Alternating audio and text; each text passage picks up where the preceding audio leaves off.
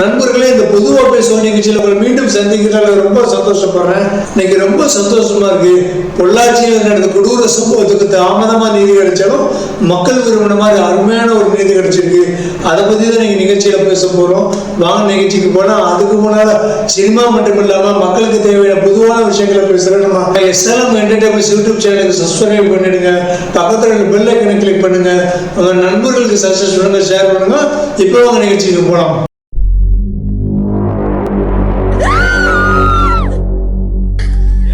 Een kruisje. Hebben we nog een kruisje? Ja, maar dat is een goeie. Maar...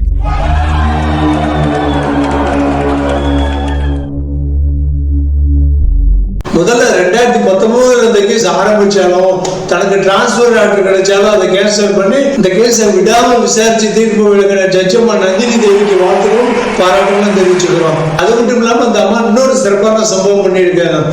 அதாவது இந்த case ஆரம்பத்தில் CBI வசம் ஒப்படைக்கப்பட்டாலும் இடையில ரொம்ப நீண்டு தங்கி போனாலும் அந்த கல்பிரிட்டுகள் அப்ளை பண்ண பெயில் ஆர்டருக்கு கொஞ்சம் கூட கருணை காட்டாம கொரோனா பேண்டமிக்னு கொஞ்சம் கூட இறக்கம் காமிக்க அந்த பசங்களுக்கு பெயில் ஆர்டர் கொடுக்காததுக்காக அந்த அம்மாவை நம்ம பாராட்டியே ஆகணும். ஏன்னா அந்த அம்மா மட்டும் அந்த பசங்க மேல கருணை காமிச்சு பெயில் ஆர்டர் கொடுத்திருந்தாங்கன்னா அந்த பசங்களுக்கு எதிராக சாட்சி சொல்ல வர ஆட்கள் நேரம் பிறல் சாட்சியா மாறி இருப்பாங்க.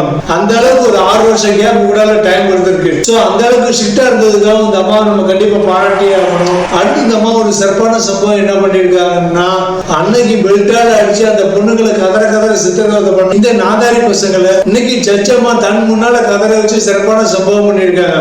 அதுக்காக பாராட்டலாம். அடுத்து கிட்டத்தட்ட 2019 ஆரம்பிச்சு 6 வருஷம் இந்த கேஸ் சிபிஐ வசம் இருந்து இப்ப ஜட்ஜ்மெண்ட் வந்திருக்கு. இதுக்கு அன்னைக்கு 2019 ஆட்சியில இருந்த அதிமுகவுக்கு இந்த கேஸ் சிபிஐ ஒப்படைச்சதுக்காக பாராட்டுக்கலாம். இந்த கேஸ் மட்டும் சிபிஐ ஒப்படைக்காம இருந்தாங்கன்னா திமுக ஆட்சிக்கு வந்த 2021 நடந்த பத்மசேஷாத்ரி ஸ்கூல் இஷ்யூ, அண்ணா யூனிவர்சிட்டி மாற்ற கேஸ், அப்புறம் ஸ்கூல் மாடியில இருந்து விழுது அந்த பள்ளி மாணவி மரண வழக்கு, இப்படி ஏகப்பட்ட கேஸ்கள் நம்ம மறக்கிற மாதிரி ஆயிருக்கும். நான் சொல்றது உண்மைதானே? இப்பெல்லாம் என்ன நடக்குது, ஒரு தப்பு பண்றாங்க, மக்கள் அதை பத்தி பயங்கரமா பேசுறாங்க, மீடியாலையும் பயங்கரமா பேசுறாங்க. உடனே மக்களை மறக்க வைக்கிறதுக்காக அடுத்து ஒரு பெரிய சம்பவத்தை பண்ணி பழைய சம்பவத்தை மூடி மறைச்சிடுறாங்க. ஏன்னா முன்னைப்போல் உருவப்படத்துல கமலஹாசன் மாதிரி மறதிங்கிறது நம்ம மக்களுடைய தேசிய வியாதி ஆயிடுச்சு. சரி, மேட்டுக்கு வருவோம். இந்த ஜட்ஜ்மெண்ட் நிறைய பேர் பாராட்டி இருந்தாலும் என்ன மாதிரி கொஞ்சம் பேருக்கு அந்த அளவுக்கு திருப்தி இல்லை, உடன்பாடு இல்லை. ஏன்னா சாகும் வரை ஆயுள் தண்டனைங்கிறது அங்க அவன் தப்ப உணர்ந்து மற்றவங்களுக்கு பாடமா இருக்கணுங்கிறதுக்காக தான். ஆனா அப்படி நடக்குதா? இல்ல. அங்க இந்த அத்தனை பேர் நல்லா 3 வேளை மூக்கு போட்டு சாப்பிட்டு கொரட்டை விட்டு தூங்கி நல்லா பொழுதுபோக்கிக்கிட்டு இருப்பாங்க. அடுத்து இந்த மாதிரி குற்றங்கள் இன்னும் நிறைய நடந்துகிட்டே தான் இருக்கும். வண்டியில் இறங்குறான், பண்ணிய மாதிரி வந்து இறங்குறான், நல்ல தின்னு கொளுத்த ஒவ்வொருத்தெல்லாம் ட்ரிம் பண்ணியிருக்கேன் பார்த்தீங்களா. இதில் வேறு வர வழியில் பிரியாணிலாம் கொடுத்துருந்தாங்க சார். நம்ம தான் செய்தி போட்டு கட் பண்ணோம். ஏன்னா ராஜ வாழ்க்கை சார் உள்ள. எனக்கு நெல்லைக்கண்ணன் ஒரு ஃபோன் பண்ணார், ஏப்பா உன்னை பார்க்கணும்பானார். என்னென்ன அவங்க 9 பேரும் பார்த்தாங்கப்பா, உன்னால தான் உள்ளே இருக்காங்களாம்ல அப்படின்னாரு. யாருன்னு? பொள்ளாச்சி தான். சரி, நல்லா இருக்காங்கப்பா, அவங்க சொகுசாக இருக்காங்க. ஆளுங்கட்சி ஆட்கள் செஞ்சா அந்த கேஸை மூடி மறைச்சிடுவாங்க, எதிர்கட்சி ஆட்கள் செஞ்சா அந்த கேஸை இன்னும் தீவிரமா நோட்டுவாங்க, இல்லைன்னா சிபிஐ ஒப்படைச்சிடுவாங்க. நான் சொல்றது சரிதாங்க. நான் சொல்ல வர்றது என்னன்னா, இந்த குற்றவாளிகளுக்கு சாகும் வரை ஆயுள் தண்டனை ஓகே தான். ஆனா அவன் ஜெயிலுக்குள்ள இருந்து எப்படி தண்டனை அனுபவிக்கிறான்னு மக்கள் எப்படி பார்ப்பாங்க, மக்களுக்கு எப்படி பயம் வரும்? அதுக்காக அவங்களுக்கு தூக்கில போடணுங்கிறீங்களா, இல்ல சுட வச்சு தண்டனை கொடுக்கணுங்கிறீங்களா? அதெல்லாம் தேவையே கிடையாது.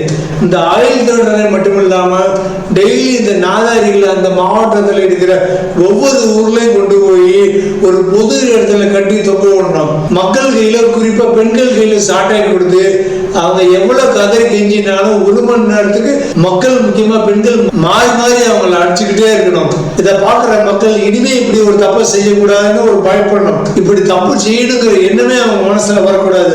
அதுதான் ஒரு தண்டனையோட உண்மையான நோக்கமா இருக்கணும். குற்றவாளி திருந்துறது இல்லை, அந்த குற்றவாளிக்கு கிடைக்கிற தண்டனை பார்த்து மக்களுக்கு ஒரு பயமா இருக்கணும், இப்படி ஒரு தப்பு இனிமே பண்ணக்கூடாதுன்னு. அதுதான் ஒரு தண்டனையோட உண்மையான நோக்கமா இருக்கணும். இப்படி 24 மணி நேரம் அவங்கள ஜெயில போட்டு சாப்பாடு போட்டு வளர்க்கறது கிடையாது ஒரு தண்டனையோட நோக்கம். இதுல இதுவரைக்கும் மாட்டி இருக்கிறது வெறும் ஐர மீன்கள், சால மீன்கள் தான். ஆனா உண்மையான குற்றவாளிகள் திமிங்கலங்கள் இன்னும் நிறைய உள்ள கிடக்கு.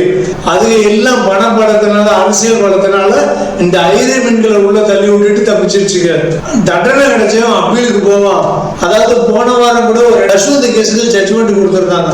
அதாவது 2018 தஷ்வந்த்னு ஒருத்தன் ஒரு 6 வயசு பெண் குழந்தை கொஞ்சம் கூட இறக்கமே இல்லாம மானபங்கப்படுத்தி கொண்டிருக்கான். அவனுக்கு எதிராக சாட்சி சொல்ல வந்து அப்பாவே பின்னாடி பிறர் சாட்சியா மாறினால எந்த ஒரு ஆதாரமும் இல்லைன்னு சொல்லி அவனை விடுதலை பண்ணியிருக்காங்க. இப்படிப்பட்ட தப்புகள் இனி நடந்துகிட்டே தான் இருக்கும். இந்த மாதிரி குற்றவாளிகளுக்கு சாகும் வரை ஆயுள் தண்டனை கொடுத்துக்கிட்டே இருந்தா சரி. அதுக்கு முன்னால இன்னொரு விஷயத்துக்கு வருவோம். சரி, இத்தனை பொண்ணுங்க இவன்கிட்ட சிக்கி இருக்காங்களே, இத்தனை பொண்ணுங்களுக்கு அறிவு இல்லையா, இல்ல அவங்க பேரண்ட்ஸ் சரியா கவனிக்கலையா, இல்ல பேரண்ட்ஸ் கிட்ட இருந்து இந்த டீனேஜ்ல அவங்களுக்கு கிடைக்க வேண்டிய அன்பு அக்கறை கிடைக்கலையா? அப்ப தப்பு வீட்டுல இருந்து பேரண்ட்ஸ்ல இருந்து ஆரம்பிச்சிருக்கு. அப்புறம் நாட்டுல உள்ளவங்களை குறை சொல்லி என்ன பிரயோஜனம்? முதல்ல வீட்டுல உள்ள அம்மா அப்பாக்கள் உங்க பிள்ளைங்க மனசுக்குள்ள விளையாட்டுகள் வராத அளவுக்கு உங்க டீனேஜ் பையன் பொண்ணுகிட்ட அன்பா பேசி பழகுங்க, அக்கறை காமிங்க. இப்பதான் பேஸ்புக், இன்ஸ்டாகிராம் ஏகப்பட்ட சோசியல் மீடியாக்கள்ல இந்த சபலிஷ்ட விஷக்கிருமிகள் ஃபுல்லா அலையுதுங்க. இதுல ப்ரொஃபைல் ஐடியா ஆனா பொண்ணா கூட தெரியாம நம்ம பசங்க மானே தேனே கும்மானே கும்மானின்னு கடலை போட்டுக்கிட்டு இருக்காங்க. நம்ம பொண்ணுங்களை சொந்தக்கார ஃப்ரெண்ட்ஸை தவிர கண்டவனுடைய ஃப்ரெண்ட்ஸ் ரிக்வெஸ்ட் அக்செப்ட் பண்ணிக்கிறாங்க. அவங்களுடைய சாப்பிட்டியா தூணியாங்கிற அக்கறையா கேட்கிற ஆரம்பிச்ச கொஸ்டினுக்கு எல்லாம் வாங்கி அவங்க இன்பாக்ஸ்ல அலோவ் பண்ணிடுறாங்க. உன்னுடைய உண்மையான அக்கறையான நண்பன் உன்னுடைய இன்பாக்ஸ்குள்ள வரவே மாட்டாங்கிறத பொண்ணுங்க புரிஞ்சுக்கிடவே மாட்டேங்கிறாங்க. என்னுடைய பாயிண்ட் சரியா இருந்தா இந்த வீடியோக்கு லைக் பண்ணுங்க. அதோட முக்கியமா பேரண்ட்ஸ் என்ன பண்ணுனா உங்க பசங்க பொண்ணுங்களுடைய மொபைல் போன்களை தூங்குறதுக்கு முன்னாடி உங்க வசம் சரண்டர் பண்ணிட்டு தூக்க சொல்லுங்க. அப்பதான் இந்த நாடு சமுதாயம் முன்னேறும். உங்க பொண்ணுங்க பசங்க பாதுகாக்கப்படுவாங்க. ஏன்னா பொண்ணுங்களுக்கு மட்டும் இல்ல, பசங்களுக்கு இந்த honey trap, sex app, dating ஆப்னு ஏகப்பட்ட ஆபத்துகள் வள வச்சு காத்துக்கிட்டு இருக்கு இந்த சோசியல் மீடியா உலகத்துல. முதல்ல வீட்டை கிளீன் பண்ணுவோம், அப்புறம் நாட்டை கிளீன் பண்ற பத்தி யோசிப்போம். என்னுடைய பாயிண்ட் சரின்னா இந்த வீடியோக்கு லைக் பண்ணுங்க, உங்க கருத்துக்களை கமெண்ட் பாக்ஸ்ல எழுதுங்க. நம்ம யூடியூப் சேனல் சப்ஸ்கிரைப் பண்ணுங்க, பக்கத்துல பெல் ஐகானை கிளிக் பண்ணுங்க, உங்க நண்பர்களுக்கு சஜஸ்ட் பண்ணுங்க, ஷேர் பண்ணுங்க. மீண்டும் இதே மாதிரி ஒரு பொதுவா பேச நிகழ்ச்சியில் உங்களை சந்திக்கும் வரை உங்களிடமிருந்து விடைபெறுவது உங்கள் சர்வம்.